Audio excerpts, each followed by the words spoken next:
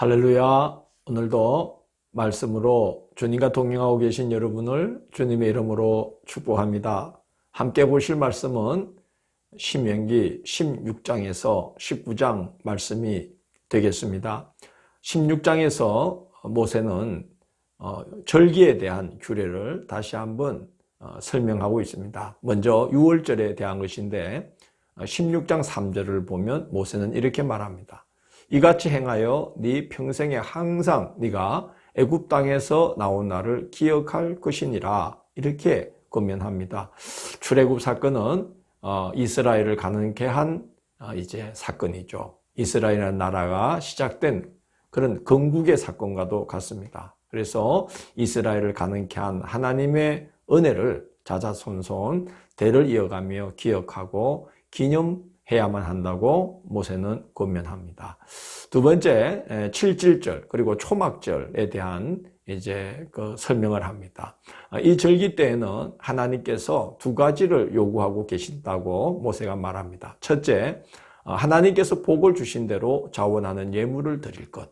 둘째, 하나님 앞에서 자녀와 레위인과 객과 고아와 과부와 더불어서 즐거워하라. 그래서 이 말은 초막절 또 7.7절 이 절기 때 감사의 축제를 드리면서 그들을 그 축제에 동참시키라는 것이지요. 17장은 이제 우상 숭배자가 있으면 사실 여부를 조사한 후에 두세 정인의 정언으로 사실을 확정하고 확정되면 돌로 쳐 죽일 것을 명령하고 있습니다. 이것은 10계명의 제1계명 나 외에 다른 신을 두지 말라는 것, 그리고 제2계명 우상을 만들지 말며 그것을 섬기지 말라는 계명을 적용한 그런 사례라고 볼 수 있겠습니다.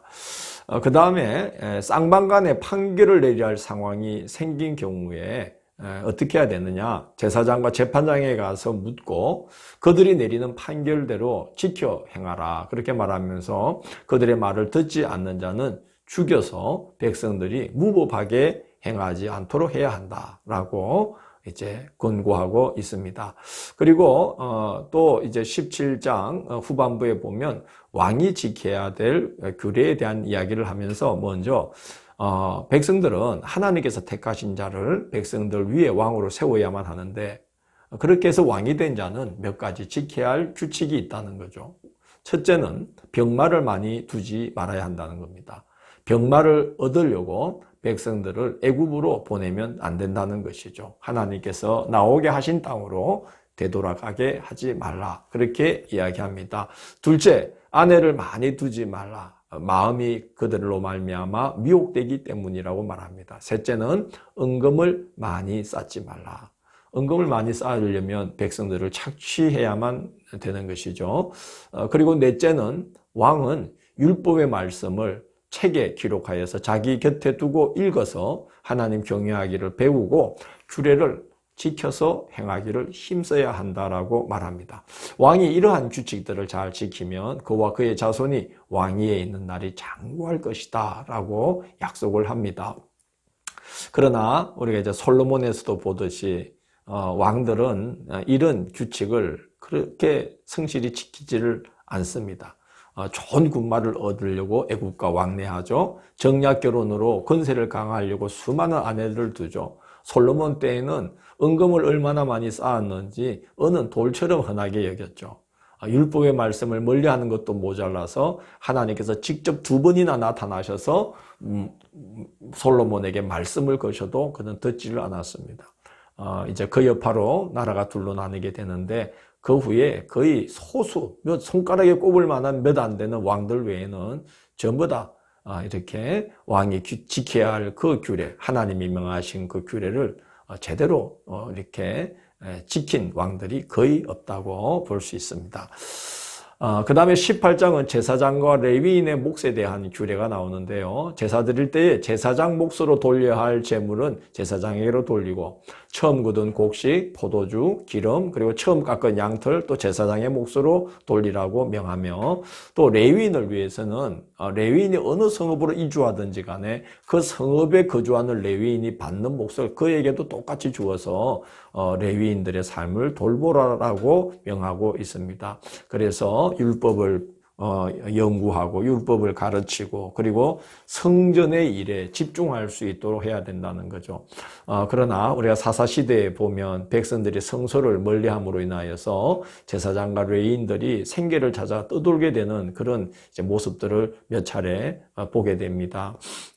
결국은 제사장과 레위인을 대하는 그 태도가 하나님을 대하는 태도와 이렇게 직결되어 있다는 것을 우리가 볼 수가 있는 것이죠. 그래서 모세는 백성들에게 제사장과 레위인을 잘 선대하라고 당부하고 있습니다. 그 다음 모세의 뒤를 이어서 선지자를 세우게 될 것인데 그의 말에 순종하라는 하나님의 말씀을 전합니다. 선지자가 여호와의 이름으로 전하는 말은 반드시 들어야 된다는 거예요. 듣지 않으면 벌을 받게 된다는 거예요. 그러나 선지자가 여호와가 명령하시지도 않은 것을 여호와의 이름으로 전한다든지 다른 신의 이름으로 전하면 그 선지자가 죽임을 당하게 될 것이라고 말합니다. 이것은 10계명 중에 제3계명, 여호와의 이름을 망령되게 여기지 말라라는 계명을 적용한 사례가 되겠습니다. 19장은 도피성에 대한 이제 말씀이 기록되어 있죠. 가나안 땅에 들어가면 먼저 그곳을 세 등분을 하라는 거예요. 그래서 세 구역으로 나누어서 각 구역마다 도피성을 두어서 그곳으로 길을 잘 닦아서 부지 중에 사람을 죽이게 된 자가 그곳으로 즉시 도피하여서 억울한 죽음을 당하지 않게 해야 된다는 이제 권면을 하고 있습니다. 19장 9절을 보면 하나님께서 지경을 넓혀 주시면 그 셋 외에도 새 성읍을 더 도피성으로 지정을 하라는 거죠. 19장 10절을 보면 그 이유를 이렇게 말합니다. 네 하나님 여호와께서 네게 기업으로 주시는 땅에서 무죄한 피를 흘리지 말라라고 이야기하고 있습니다. 이미 부지 중에 실수로 살인하게 된 거로 피가 그 땅에 흘리는데 또 그를 이제 보복한다고 해서 또 피를 흘리게 되면 그 피 흘림에 피 흘림을 더하는 그런 이지되어서 땅이 더럽혀지게 되는 것이죠. 그러나 고의로 사람을 죽인 자는 비록 도피성으로 피신했다 할지라도 잡아서 보복자의 손에 넘기도록 이제 하라고 권고하고 있습니다. 이것은 제6계명, 살인하지 말라는 계명을 적용한 사례죠. 그래서 그 땅에서 함부로 사람을 죽이는 일이 일어나지 않도록 그렇게 이제 권고하는 말씀이 되겠습니다.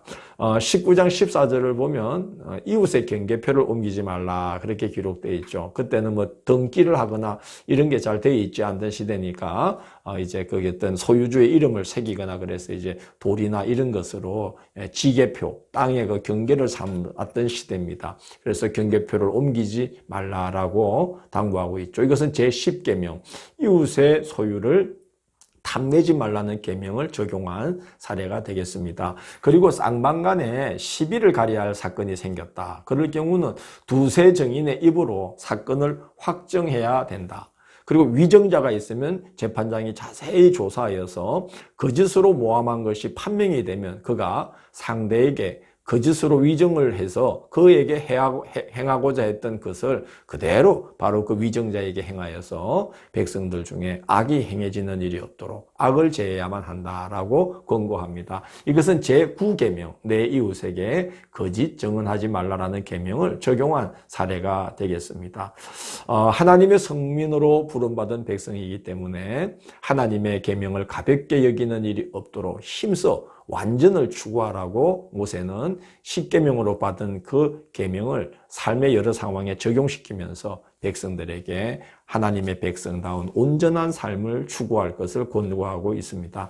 우리가 이렇게 하나님의 말씀을 높이면 하나님께서 우리를 높여주시고 우리가 하나님의 말씀을 귀히 여기면 하나님이 우리를 귀히 여겨주시는 것이죠. 올 한 해도 그렇게 하나님을 높이고 그의 말씀을 귀히 받들며 살아가시는 복된 한 해가 되기를 원합니다.